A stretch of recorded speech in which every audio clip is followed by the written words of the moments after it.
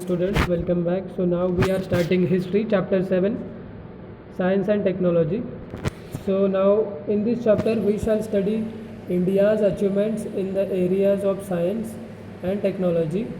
Also we are going to learn about the important institutions in the areas of science and technology and their contribution. तर विद्यार्थ्यांनो, आपण या पाठात भारताने स्वातंत्र्य मिळाल्यानंतर विज्ञान आणि तंत्रज्ञान क्षेत्रात जी काही कामगिरी केली त्याबद्दल अभ्यासणार आहोत. त्याचबरोबर ह्या विज्ञान तंत्रज्ञान कामगिरी झाली, पण ती कुठे झाली तर काही संस्था स्थापन झाल्या. तर मग त्या संस्था, त्यांचे नाव वगैरे, त्यांचे स्ट्रक्चर आणि त्यांचं योगदान हे आपण अभ्यासणार आहोत. So Indian atomic energy commission first. Yes, so India's first Prime Minister Pandit Jawaharlal Nehru wanted to nurture a scientific temper and bring about the nation's progress. तर मग भारतीय अणुऊर्जा आयोग जो होता त्यात भारताचे आपले पहिले प्रधानमंत्री पंडित जवाहरलाल नेहरू यांना मग वैज्ञानिक दृष्टिकोन रुजवून राष्ट्राची प्रगती साधायची होती. आणि या विचारातूनच मग त्यांनी 10 ऑगस्ट 1948 रोजी अणुऊर्जा आयोगाची स्थापना केली. त्यामुळे मग आयोगाचे जे आयोग म्हणजे काय, कमिशन. ओके, सो आयोगाचे पहिले अध्यक्ष म्हणून doctor Homi Bhabha. So first chairman doctor Homi Bhabha and he was elected और सिलेक्टेड. सो मग अणुऊर्जा मीन्स ॲटॉमिक एनर्जी. अणुऊर्जेपासून मग वीज निर्मिती, अन्नधान्य उत्पादन वाढवणे व ते टिकवणे यासाठीचे प्रगत तंत्रज्ञान उभारणे, नॅनो टेक्नॉलॉजी विकसित करणे अशी अणुऊर्जा आयोगाची उद्दिष्ट होती. 1956 या विभागाने अणुऊर्जेवर चालणारी मग भारताची पहिली अणुभट्टी अप्सरा. ठीक आहे. So in 1956 department of atomic energy setup Apsara. So now next question for homework is what is the name of first nuclear reactor and in which year it was setup.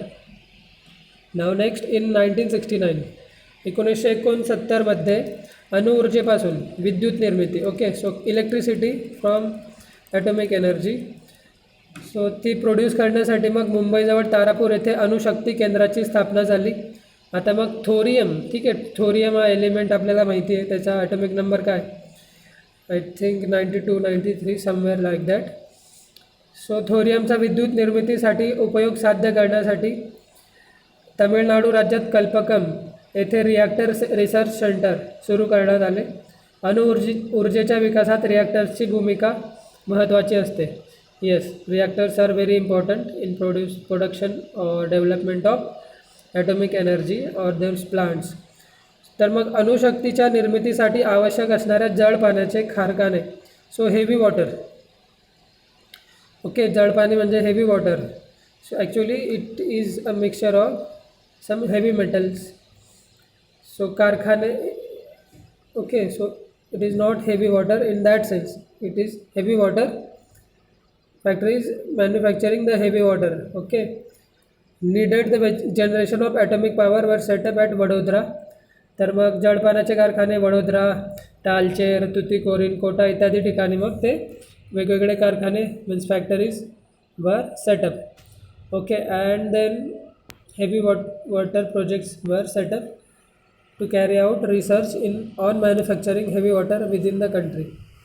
ठीक आहे, मग देशांतर्गत ती प्रोड्यूस करण्यासाठी हे केलं गेलं. नंतर मग पुढे याच संस्थेचे हेवी वॉटर बोर्ड असे नामकरण झाले. ठीक आहे, heavy water board. So let's find out 28 February celebrated all over the country as science day. या दिवशी शाळेत तुम्ही कोणते उपक्रम राबवता. ठीक आहे, science day. And what do we do on this science day. So we discuss and on whose name this is celebrated as Science Day, and then we also give opportunity to perform some scientific experiments and then explain by students to teachers. Okay, so Dhruva Anubhatti means Dhruva nuclear reactor. ठीक है, nuclear reactor. So Dhruva is name of nuclear reactor, Dhruva. So in 1985 म्हणजे मुंबईजवळील तुर्भे येथे 1985 संपूर्णपणे भारतीय बनावटीची ध्रुव अणुभट्टी सुरू करण्यात आली. युरेनियमच्या धातूचा इंधन म्हणून वापर करण्यासाठी ध्रुव अणुभट्टीचा मोठ्या प्रमाणावर उपयोग होतो. तुर्भे येथील केंद्रात सुमारे 350 किरणोत्सारी पदार्थांची निर्मिती केली जाते. त्यांचा उपयोग उद्योग, शेती व वैद्यक क्षेत्रात केला जातो. So nuclear power corporation of India NPCIL.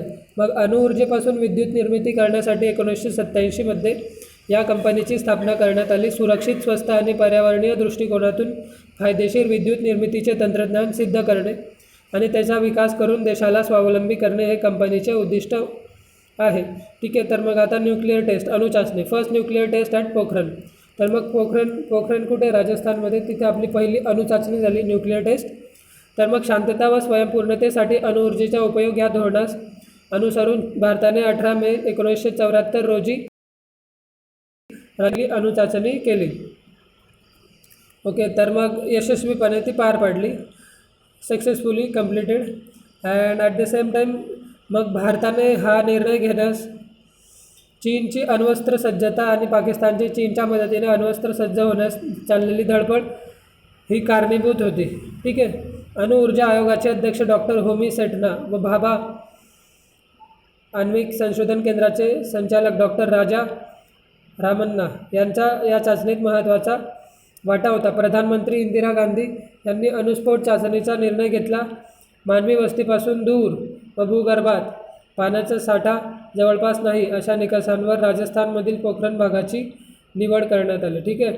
So नाव next question for homework is write short note on nuclear test. First nuclear test at Pokhran. Nuclear test at Pokhran.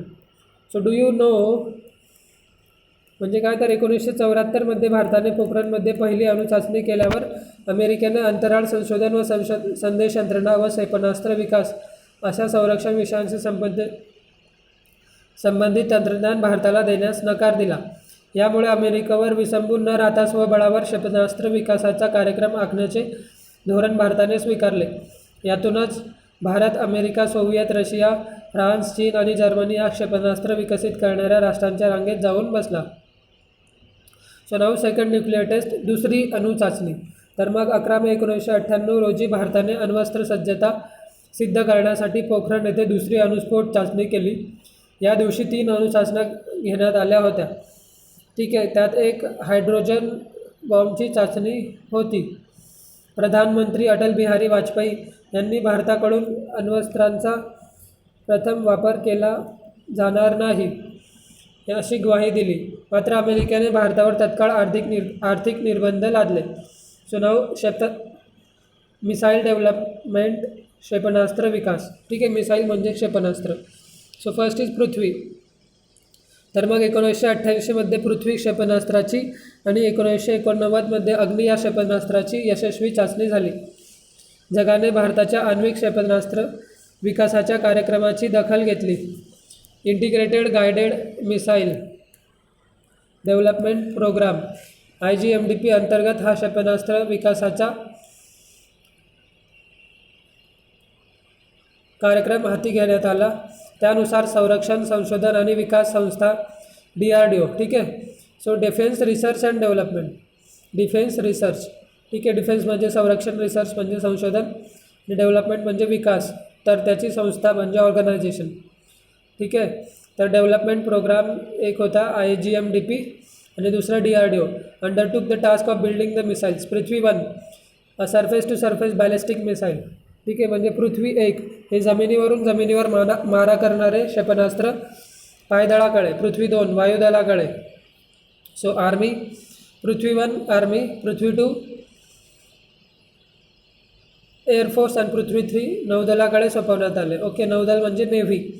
तर मग पृथ्वी हॅड द कॅपॅसिटी. तर आता पृथ्वी क्षेपणास्त्राची सुमारे 500 ते 1000 किलो आण्विक विस्फोटके वाहून नेण्याची क्षमता होती. ठीक आहे. न्यूक्लिअर बॅलिस्टिक मिसाईलद्वारे 150 ते 300 किलोमीटर अंतरापर्यंतचा पल्ला साधणे पृथ्वी या क्षेपणास्त्राला शक्य झाले. Okay. So now do you no. तर हे माहिती का तुम्हाला की भारत सरकारच्या संरक्षण विभागाअंतर्गत 1958 साली संरक्षण संशोधन आणि विकास संस्था DRDO स्थापन झाली. ठीक आहे. सो 1958. ठीक आहे. संरक्षण म्हणजे डिफेन्स, रिसर्च म्हणजे संशोधन आणि डेव्हलपमेंट विकास. So DRDO 1958. संरक्षणाची साधने, उपकरणे. तर काय करते DRDO. तर The objective of this organization was to make India self-sufficient with respect to means, equipment, and weapons required for defense.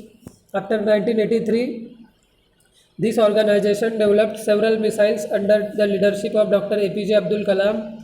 Dr. Kalam has made a great contribution in the production of missiles. Dr. Kalam is known as the father of India's missile program. He is also referred to as Missile Man of India. Okay, so now next question for homework is who is called as or who is referred as Missile Man of India? So next missile is Agni. Okay, Agni. So चीन व पाकिस्तानला भारताच्या क्षेपणास्त्र सामर्थ्याची कल्पना यावी, भारताच्या सीमा सुरक्षित राहाव्यात म्हणून अग्नि 1ची चाचणी घेण्यात आली. या सामरिक क्षेपणास्त्राचा पल्ला, आता सामरिक म्हणजे काय, मिलिटरी, जे युद्धात, समर म्हणजे युद्ध, जे युद्धात वापरलं जाईल, in the war. Okay, the military missile had a range of 700 kilometre. Later Agni 2 and अग्नि 3 वर ऑल्सो प्रोड्यूस. ठीक आहे, तर अग्नि 1 700, maximum 700. So Akash and Nag missiles. Okay, so then we have this Akash and Nag. So मग जमिनीवरून आकाशात मारा करण्यासाठी 1990 मध्ये आकाश या क्षेपणास्त्र म्हणजे काय, मिसाईल ची निर्मिती झाली. 30 किलोमीटर पल्ला, 720 किलोची विस्फोटके स्वनातीत सुपरसॉनिक वेगाने नेण्याची या क्षेपणास्त्राची क्षमता आहे. शत्रूचे रणगाडे नष्ट करण्यासाठी फायर अँड फॉरगेट स्वरूपाचे नाग हे क्षेपणास्त्र तयार करण्यात आले. क्षेपणास्त्र निर्मितीमुळे भारत लष्करदृष्ट्या सुरक्षित झाला आहे. Okay, so now next question for homework is right short note on अग्नि मिसाईल अग्नि अँड आकाश अँड नाग मिसाइल्स. आकाश अँड नाग मिसाइल्स.